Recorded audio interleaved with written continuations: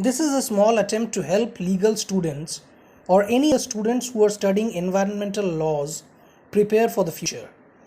I will try and answer some of the critical questions in each session, which hopefully will be helpful for study purpose. So today we will deal with the question, what punishments have been made in the Indian Penal Code IPC in regard to environment. The following are the punishment in regard to environment in Indian Penal Code. 1. Disobedience of an order. Section 188 of the Indian Penal Code defines the offence of disobedience to an order promulgated by a public servant as under. Whoever, knowing that by an order promulgated by a public servant lawfully empowered to promulgate such order, he is directed to abstain from a certain act or to take certain order with certain property in his possession or under his management, disobeys such direction, shall, if such disobedience causes or tends to cause obstruction, annoyance or injury, or risk of obstruction, annoyance or injury to any person lawfully employed, be punished with simple imprisonment for a term which may extend to 1 month, or with fine which may extend to 200 rupees, or with both. And if such disobedience causes or tends to cause danger to human life, health or safety, or cause or tends to cause a riot or affray, shall be punished with imprisonment of either description for a term which may extend to 6 months, or with fine which may extend to ₹1,000, or with both. Now, for the explanation purpose, it is not necessary that the offender should intend to produce harm or contemplate his disobedience as likely to produce harm. It is sufficient that he knows of the order which he disobeys and that his disobedience produces or is likely to produce harm. Next comes public nuisance. The public nuisance is also an offence and it creates and disturbs the environment. Public nuisance has been defined in section 268 of the Indian Penal Code, which is as under. A person is guilty of a public nuisance who does any act or is guilty of an illegal omission which causes any common injury, danger or annoyance to the public or to the people in general who dwell or occupy property in the vicinity, or which must necessarily cause injury, obstruction, danger or annoyance to person who may have occasion to use any public right. A common nuisance is not excused on the ground that it causes some convenience or advantage, rather inconvenience or disadvantage. Therefore, public nuisance is doing of such act which tends to cause annoyance to the whole community in general, or omitting to do anything which the common good requires. Next is negligent act likely to spread infection of disease dangerous to life. Section 269 of the Indian Penal Code provides punishment for the negligent act likely to spread infection of disease dangerous to life as under. Whoever unlawfully or negligently does any act which is and which he knows or has reason to believe to be likely to spread the infection of any disease dangerous to life shall be punished with imprisonment of either description for a term extended to 6 months, or with fine, or with both. This section punishes such acts of public nuisance which are calculated to speed the infection of dangerous disease. Before convicting a person under this section, it must be proved that the accused had a knowledge that the disease was infectious. Next comes adulteration of food or drink intended for sale. Section 272 of the IPC provides punishment for adulteration of food or drink intended for sale as under.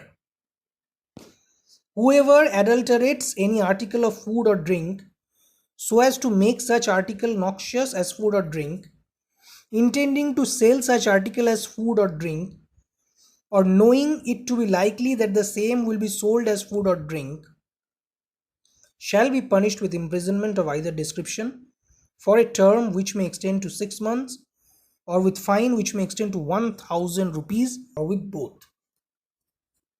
It should be noted that mixing of only noxious ingredients in food or drinks are punishable. Adulteration with harmless ingredients, for example mixing of water with milk, is not an offence under this section, though it may be an offence under the Prevention of Food Adulteration Act. The expression noxious as food means as wholesome as food or drink injurious to health. Next comes fouling water of public spring or reservoir.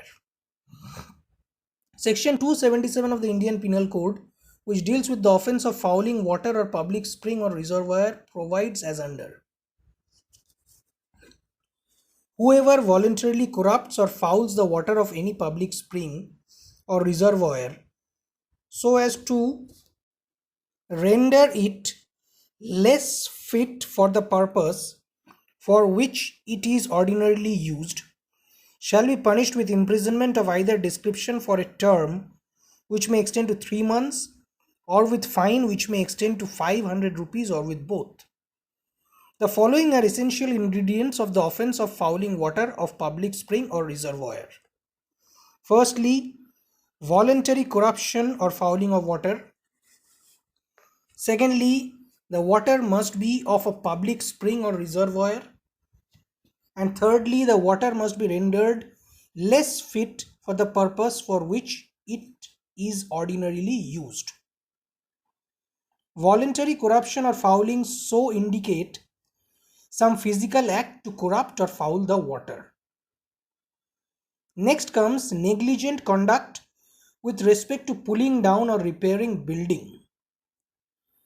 Under section 285 of the IPC, whoever in pulling down or repairing any building as is sufficient to guard against any probable danger to human life from the fall of that building or of any part thereof shall be punished with imprisonment of either description for a term which may extend to 6 months, or with fine which may extend to 1000 rupees, or with both. Next is negligent conduct with respect to animal. Section 289 of the IP states, whoever knowingly or negligently omits to take such order with respect to any animal in his possession as is sufficient to guard against any probable danger to that animal with respect to that animal because of that animal shall be punished with imprisonment for a term which may extend to 6 months, or with fine which may extend to 1000 rupees, or with both. Now, to convict a person under section 289, it must be proved that the animal was accustomed to do mischief. It should be noted that in the case of animals which are tame or mild in their general temper, on mischievous disposition is presumed. Next is punishment for public nuisance in case not otherwise provided for. Under section 270 of Indian Penal Code, whoever commits a public nuisance in any case not otherwise punished by IPC shall be punished with fine which may extend to 200 rupees. Now, the mere act of gambling in a private house is not per se a public nuisance, but permitting crowds of disorderly persons to make use of house for gambling and their doing so caused considerable annoyance to the public, it is an offence under section 290. Whoever appropriate any part of public street by building over it infringes the right of the public road, the part built over, and is therefore guilty under section 290 of IPC. Next is mischief by injury to works of irrigation or by wrongfully diverting water. Now section 430 of IPC states, whoever commits mischief by doing any act which causes or which he knows to be likely to cause a diminution of the supply of water for agricultural purposes or for food, drink for human beings, for animals, which are property, or for cleanliness or for carrying on any manufacture, shall be punished with imprisonment of either description for a term which may extend to 5 years, or with fine, or with both. No doubt a person who takes water from a tank causes loss, but it should be shown that whether he has caused diminution of the supply of water for agricultural purposes. Under section 430 of IPC, the fact whether the accused had an intention to cause wrongful loss is the essential element to be considered. So these are all the sections of IPC which actually deal with environment. I would request everyone to go through the sections once again for better understanding. Thanks for watching. I hope you find the content useful and helpful. Let me know if you have any questions or feedback. So until next time, goodbye.